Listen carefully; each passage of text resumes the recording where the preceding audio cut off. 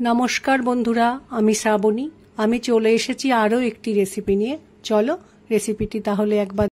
আজকে বানাবো জগন্নাথ মহাপ্রভুর 56 ভোগের একটি ভোগ, মিঠা ডালি।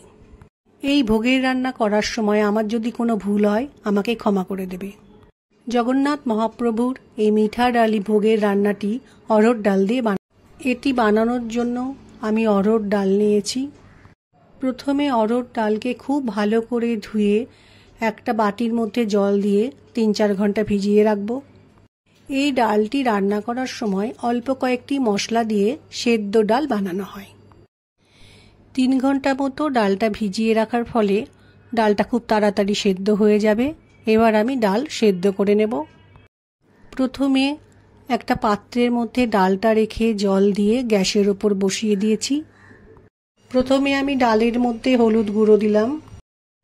এরপর ডালের মধ্যে গোটা জিরে দেব। এরপর আমি ডালের মধ্যে পরিমাণ মতো সন্দক লবণ দেব, কারণ জগন্নাথ দেবের ভোগ রান্নায় সন্দক লবণ ব্যবহার করা হয়, এমনি লবণ ব্যবহার করা যায় না।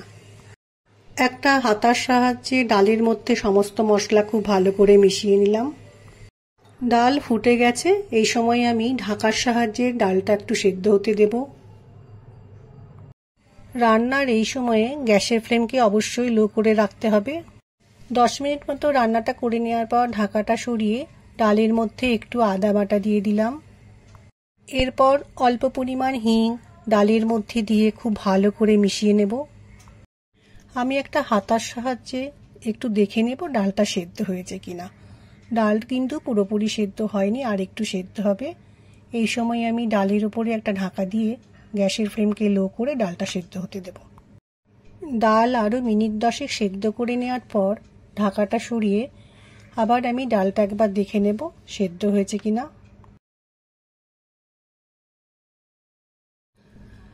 ডাল কিন্তু বেশ ভালোভাবেই সেদ্ধ হয়ে গেছে।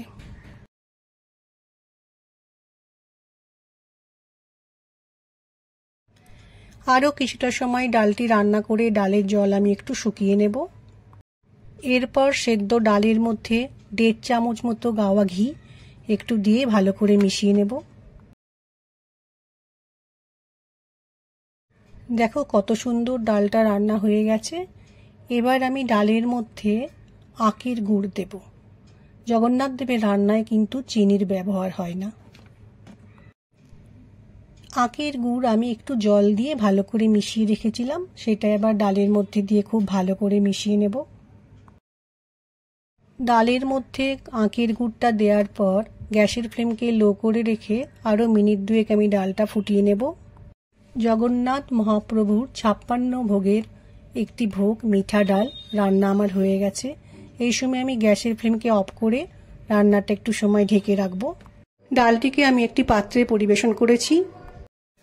আমার আজকের এই জগন্নাথ দেবের মহাপ্রসাদের মিঠা ডালের রেসিপিটি যদি ভালো লাগে তাহলে লাইক, শেয়ার ও সাবস্ক্রাইব করো। ভিডিওটি দেখার জন্য ধন্যবাদ। ভিডিওটি আজ এখানেই শেষ করছি। ফিরে আসছি আরও একটি রেসিপি নিয়ে।